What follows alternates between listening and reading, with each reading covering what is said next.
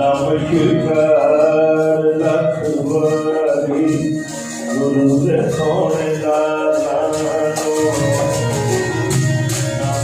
नमस्कार लखवारी गुरु दे सोने लालो मेरी आवाज़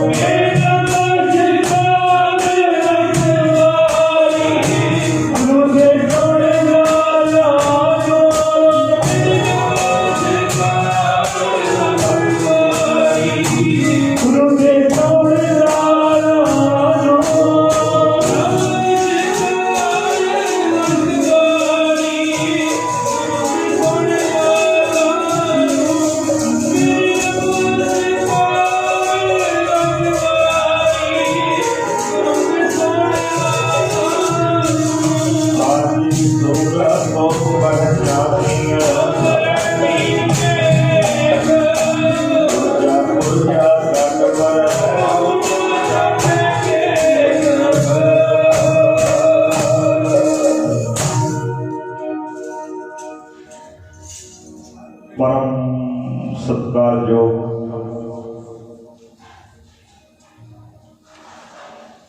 सतगुरु जी की साजी और नवाजी गुरु रूप सत्संगत जीओ।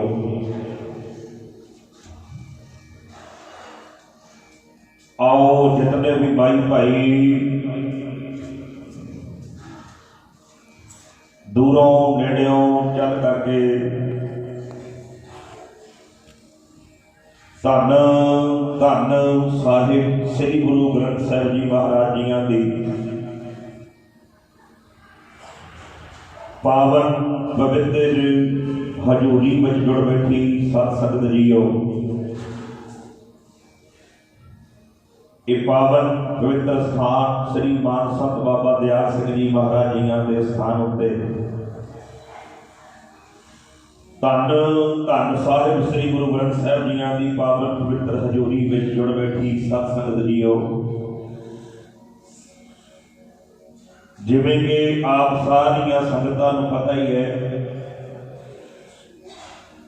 कि सतगुरु सच्चे पातशाह की कृपा रहमत सदका अते आप सारिया इलाका निवासी नगर निवासी संगत के सहयोग के नाल महान उद्यम उपराला किया है प्रबंधक वीरां ने, जो कि साहिबे कमाल धन धन श्री गुरु गोबिंद सिंह जी महाराज जियां दे चारे साहिबजादे बाबा अजीत सिंह जी, बाबा जुझार सिंह जी, बाबा जोरावर सिंह जी, बाबा फतेह सिंह जी अते सत्कारयोग माता गुजर कौर जी ਅਤੇ ਧੰਨ ਗੁਰੂ ਗੋਬਿੰਦ ਸਿੰਘ ਜੀ ਦੇ ਜਾਨਾਂ ਤੋਂ ਪਿਆਰੇ ਸਿੰਘ ਸੂਰਮੇ ਉਹਨਾਂ ਦੀ ਸ਼ਹਾਦਤ ਨੂੰ ਮੁੱਖ ਰੱਖਦਿਆਂ ਹੋਇਆਂ ਜੋ ਇਹ ਦਿਨ ਚੱਲ ਰਹੇ ਨੇ, ਉਸੇ ਸੰਬੰਧ ਵਿੱਚ ਹੀ ਗੁਰਮੁਖ ਪਿਆਰਿਆਂ ਨੇ ਪਰਸੋਂ ਰੋਜ਼ ਤੋਂ ਧੁਰਕੀ ਬਾਣੀ ਆਈ ਤੇ ਸਗਲੀ ਜਿੰਦ ਮਟਾਈ ਜੀਆਂ ਦੇ ਅਖੰਡ ਜਾਪ ਪ੍ਰਾਰੰਭ ਕਰਵਾਏ ਸਨ। ਸੋ ਪਾਠੀ ਸਾਹਿਬਾਨਾਂ ਨੇ ਬੜੇ ਪ੍ਰੇਮ ਦੇ ਨਾਲ 3 ਦਿਨ ਤੋਂ ਬਾਣੀ ਪੜ੍ਹੀ ਹੈ। ਨਗਰ ਦੀ ਸੰਗਤ ਨੇ ਪ੍ਰੇਮ ਸ਼ਰਧਾ ਨਾਲ ਗਾ ਲਿਆ। ਜਿੰਨੇ ਇਹਨੂੰ ਸ਼ਰਧਾ ਨਾਲ ਸੁਣ ਲਿਆ ਉਹ ਜੀਵਨ ਮੁਕਤ ਹੋ ਜਾਏਗਾ। ਆਖੋ ਸਤਿਨਾਮ ਸ੍ਰੀ ਵਾਹਿਗੁਰੂ। ਜੋ ਇਹ ਕਥਾ ਸੁਣੇ ਹਰ ਗੱਲ ਹੈ, ਇਹ ਬਹੁਤ ਬਰਾਗਮਈ ਕਥਾ ਇਤਿਹਾਸ ਹੈ ਕਿ ਜੇ ਵਿੱਚ ਵਾਰ-ਵਾਰ ਮੋਬਾਈਲ ਫੋਨ ਵੱਜਣ ਉਹ ਸੁਰਤ ਭੰਗ ਹੁੰਦੀ ਹੈ। ਤੇ ਇਸ ਕਰਕੇ ਭਾਈ ਸਾਰਿਆਂ ਦੇ ਚਰਨਾਂ 'ਚ ਬੇਨਤੀ ਹੈ ਕਿ ਜਿੰਨਾ ਸਮਾਂ ਆਪ ਜੀ ਨੇ ਗੁਰੂ ਦਰਬਾਰ ਵਿੱਚ ਬੈਠਣਾ ਹੈ, ਇਕਾਗਰਤਾ ਬਣਾ ਕੇ ਬੈਠਣਾ ਹੈ, ਆਪਣੇ ਮੋਬਾਈਲ ਫੋਨ ਸਾਈਲੈਂਟ ਕਰਕੇ ਆਪਣੀਆਂ ਮਨ ਗਤੀਆਂ ਇਕਾਗਰ ਕਰਕੇ ਐ ਸੁਰਤ ਜੋੜ ਕੇ ਬੈਠਣਾ ਵੀ ਜਿਵੇਂ ਆਪਾਂ ਵੀ ਗੁਰੂ ਗੋਬਿੰਦ ਸਿੰਘ ਦੇ ਨਾਲ ਹੀ ਤੁਰੇ ਜਾਂਦੇ ਹਾਂ। ਸਤਿਨਾਮ ਸ੍ਰੀ ਵਾਹਿਗੁਰੂ। ਉਸ ਸਮੇਂ ਨੂੰ ਆਪਣੇ ਤਨ ਤੇ ਵੀ ਮਹਿਸੂਸ ਕਰੇ, ਉਸ ਸਮੇਂ ਨੂੰ ਆਪਣੇ ਅੰਦਰ ਮਹਿਸੂਸ ਕਰਿਓ ਕਿ ਅਸੀਂ ਵੀ ਗੁਰੂ ਗੋਬਿੰਦ ਸਿੰਘ ਦੇ ਨਾਲ ਹੀ ਬੈਠੇ ਹਾਂ ਅਨੰਦਪੁਰ ਸਾਹਿਬ। ਕਿਉਂਕਿ ਅੱਜ ਦਾ ਦਿਨ ਤੇ ਕੱਲ ਦਾ ਦਿਨ ਇਹ ਅਨੰਦਪੁਰ ਸਾਹਿਬ ਲਾਸਟ ਦਿਨ ਹੈ ਗੁਰੂ ਗੋਬਿੰਦ ਸਿੰਘ ਸੱਚੇ ਪਾਤਸ਼ਾਹ ਦਾ। ਕਿਉਂਕਿ ਕੱਲ 20 ਤਰੀਕ ਹੈ, 6 ਪੋਹ ਹੈ ਤੇ ਕੱਲ ਦੀ ਰਾਤ ਗੁਰੂ ਗੋਬਿੰਦ ਸਿੰਘ ਜੀ ਨੇ ਅਨੰਦਪੁਰ ਸਾਹਿਬ ਛੱਡਣਾ, ਮੁੜ ਕੇ ਅਨੰਦਪੁਰ ਸਾਹਿਬ ਨਹੀਂ ਆਏ। ਸਤਿਨਾਮ ਸ੍ਰੀ ਵਾਹਿਗੁਰੂ। ਇਸ ਇਤਿਹਾਸ ਨੂੰ ਸੁਣ ਕੇ, ਇਸ ਇਤਿਹਾਸ ਨੂੰ ਪੜ੍ਹ ਕੇ ਦੂਸਰੇ ਧਰਮਾਂ ਵਾਲੇ ਲੋਕਾਂ ਦੀਆਂ ਵੀ ਭੁੱਖਾਂ ਨਿਕਲ ਜਾਂਦੀਆਂ ਤੇ ਉਹ ਉੱਚੀਆਂ ਬਾਹਾਂ ਕਰਕੇ ਕਹਿੰਦੇ ਆ ਗੁਰੂ ਗੋਬਿੰਦ ਸਿੰਘ ਵਰਗਾ ਗੁਰੂ ਦੁਨੀਆ ਤੇ ਨਹੀਂ ਹੋਣਾ ਕੋਈ ਹੋਰ। ਸੋ ਤਾਂ ਗੁਰੂ ਗੋਬਿੰਦ ਸਿੰਘ ਸੱਚੇ ਪਾਤਸ਼ਾਹ ਦਾ ਇਤਿਹਾਸ ਆਪਾਂ ਸਾਂਝ ਪਾਉਣਾ। ਸੱਚੇ ਪਾਤਸ਼ਾਹ ਕਿਰਪਾ ਕਰਨ ਜਿੰਨੀ ਵੀ ਸੰਗਤ ਆਪ ਜੀ ਗੁਰੂ ਦਰਬਾਰ ਦੀ ਵਿੱਚ ਹਾਜ਼ਰੀ ਭਰਨ ਵਾਸਤੇ ਜੁੜ ਕੇ ਬੈਠੇ ਹੋ, ਆਓ ਆਪਣੀਆਂ ਸੁਰਤੀਆਂ ਬਿਰਤੀਆਂ ਲੈ ਕੇ ਚੱਲੋ ਅਨੰਦਪੁਰ ਸਾਹਿਬ ਦੀ ਧਰਤੀ ਤੇ। ਧੰਨ ਗੁਰੂ ਕਲਗੀਧਰ ਪਾਤਸ਼ਾਹ ਮਹਾਰਾਜ ਆਨੰਦਾਂ ਦੀ ਪੁਰੀ। ਪਰ ਸਮਾਂ ਇਹੋ ਜਿਹਾ ਭਿਆਨਕ ਆਇਆ ਕਿ ਗੁਰੂ ਕਲਗੀਧਰ ਪਾਤਸ਼ਾਹ ਦੇ ਅਨੰਦਪੁਰ ਨੂੰ ਪਹਾੜੀ ਰਾਜਿਆਂ ਨੇ ਅਤੇ ਮੁਗਲ ਫੌਜਾਂ ਨੇ ਘੇਰਾ ਪਾ ਲਿਆ। ਇਹ ਘੇਰਾ ਕਿਉਂ ਪਿਆ? ਕਿਉਂ ਗੁਰੂ ਗੋਬਿੰਦ ਸਿੰਘ ਦੇ ਵੈਰੀ ਬਣੇ ਇਹ? ਕਿਉਂਕਿ ਧੰਨ ਗੁਰੂ ਕਲਗੀਧਰ ਪਾਤਸ਼ਾਹ ਜ਼ੁਲਮ ਹਟਾਉਣਾ ਚਾਹੁੰਦੇ ਸੀ ਤੇ ਇਹ ਆਪ ਜੀ ਨੂੰ ਪਤਾ ਹੀ ਹੈ, ਜਦੋਂ ਤੋਂ ਇਹ ਸ੍ਰਿਸ਼ਟੀ ਬਣੀ ਹੈ ਉਦੋਂ ਤੋਂ ਜ਼ਾਲਮ ਲੋਕ ਵੀ ਤੁਰੇ ਆਏ ਹੈ, ਧਰਮੀ ਲੋਕ ਵੀ ਤੁਰੇ ਆਏ ਹੈ। ਤੇ ਜਿਹੜੀ ਇਹ ਜੰਗ ਹੋਣ ਜਾ ਰਹੀ ਹੈ, ਇਸ ਜੰਗ ਦੀ ਸ਼ੁਰੂਆਤ ਕੀਤੀ ਸੀ ਗੁਰੂ ਨਾਨਕ ਸਾਹਿਬ ਜੀ ਨੇ। ਆਪਾਂ ਪੰਕਤੀ ਪੜ੍ਹਦੇ ਹਾਂ, ਜੋ ਤੋ ਪ੍ਰੇਮ ਖਿਲਨ ਕਾ ਚਾਓ, ਸਿਰ ਤਰ ਤਲੀ ਗਲੀ ਮੇਰੀ ਆਵੋ, ਇਕ ਮਾਰਗ ਪੈਰ ਧਰੀਜੈ, ਸਿਰ ਦੀਜੈ ਕਾਮ ਨਾ ਕੀਜੈ। ਇਹ ਸ਼ਲੋਕ ਧੰਨ ਗੁਰੂ ਨਾਨਕ ਸਾਹਿਬ ਜੀ ਦਾ। ਕਈ ਬਹੁਤੇ ਮੇਰੇ ਵਰਗੇ ਤੇ ਇਹੀ ਸੋਚਦੇ ਆ ਵੀ ਇਹ ਗੁਰੂ ਗੋਬਿੰਦ ਸਿੰਘ ਦਾ ਸ਼ਲੋਕ ਹੋਣਾ, ਕਿਉਂਕਿ ਇਹਦੇ ਵਿੱਚ ਸਿਰ ਵੱਢਣ ਦੀ ਗੱਲ ਕੀਤੀ ਹੈ, ਸਿਰ ਤਲੀ ਤੇ ਟਿਕਾਉਣ ਦੀ ਗੱਲ ਕੀਤੀ ਹੈ। ਕਿਉਂਕਿ ਕਈ ਲੋਕਾਂ ਨੂੰ ਇਹ ਵਹਿਮ ਹੈ, ਕਈ ਲੋਕ ਸਾਡੇ ਸਿੱਖ ਧਰਮ ਦੇ ਲੋਕ ਇਹ ਗੱਲ ਕਹਿੰਦੇ ਆ, ਲਓ ਜੀ ਗੁਰੂ ਨਾਨਕ ਸਾਹਿਬ ਤਾਂ ਸ਼ਾਂਤੀ ਨਾਲ ਹੀ ਰਹੇ। 6ਵੇਂ ਪਾਤਸ਼ਾਹ ਨੇ ਯੁੱਧ ਆਰੰਭ ਕੀਤੇ, 10ਵੇਂ ਪਾਤਸ਼ਾਹ ਨੇ ਯੁੱਧ ਕੀਤੇ। ਨਹੀਂ ਭਾਈ, ਇਹਨਾਂ ਯੁੱਧਾਂ ਦੀ ਆਰੰਭਤਾ, ਇਹਨਾਂ ਜੰਗਾਂ ਦੀ ਆਰੰਭਤਾ, ਇਹਨਾਂ ਦਾ ਨਗਾਰਾ ਜਿਹੜਾ ਵਜਾਇਆ ਉਹ ਗੁਰੂ ਨਾਨਕ ਨੇ ਵਜਾਇਆ। ਸਤਿਨਾਮ ਸ੍ਰੀ ਵਾਹਿਗੁਰੂ। ਠੀਕ ਹੈ, 5 ਪਾਤਸ਼ਾਹੀਆਂ ਤੱਕ ਮਹਾਰਾਜ ਨੇ ਵਿਚਾਰਧਾਰਾ ਦੀ ਲੜਾਈ ਲੜੀ ਹੈ। ਜਦੋਂ ਬਾਬਰ ਚੜ ਕੇ ਆਇਆ, ਸਦੀਆਂ ਤੋਂ ਹਿੰਦੁਸਤਾਨ ਗੁਲਾਮ ਸੀ। ਜਦੋਂ ਬਾਬਰ ਚੜ ਕੇ ਆਇਆ, ਏਮਨਾਬਾਦ ਦੀ ਧਰਤੀ ਤੇ ਹਜ਼ਾਰਾਂ ਬੀਬੀਆਂ गईयां, हजारां बच्चे अनाथ हो गए, खून दीयां धारां चल पईयां, किसी दी जुर्त नहीं पई कोई अगे हो के कहे बाबर ये जुल्म क्यों कर रहे हैं।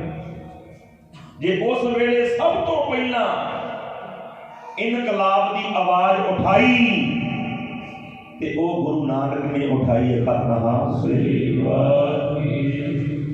सदियां बाद कई 100 साल बीत गए, हिंदुस्तान गुलाम होए नूं कोई सिर नहीं सी झुकदा उन्हां दे अगे।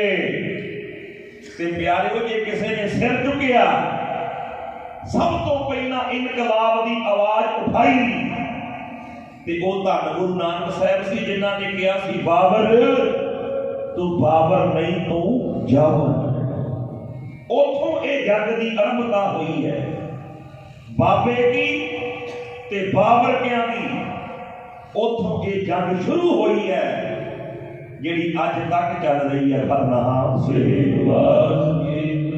फिर गुरु नानक साहब जी जेल में भी गए, चक्कियां भी पीआं, ते फिर गुरु साहब ने कहा सी भाई जे देश कौम नाल प्यार है, जे चाहुंदे हो आजादी लैनी, जे तुसी मेरे पिछे तुरना चाहुंदे हो ते फिर आ श्लोक पढ़िओ, जो तो प्रेम खिलन का जाओ। क्योंकि प्रेम तो बिना ते कोई किसी को चाह नहीं पियाउंदा, प्रेम तो बिना ते मुठ खंड नहीं कोई दिंदा किसी को, प्यार तो बिना जान नहीं वाली जा सकती। ये गुरु नानक साहब ने बीजिया प्रेम का, कहने लगे जे देश कौम नाल प्यार है, जे इस धरती नाल प्यार है, ते जे इस प्यार की खेड खेडनी हो, जे मेरे पिछे तुरना ही ते मेरा राह पता किधर को जाना ही, जे मेरे पिछे तुरना ही, जो तो प्रेम खिलन का चाहो तो फिर की करी, सिर तर तली गली में जाओ। फिर याद रखी इस गली में तुरन वालियां नू अपने सिर भी बढ़ाने पैने ते तली ते टिकाने पैने। गुरु नानक साहब जी ने कहा सी, ओ सिर धर के तली दे उत्ते आवी।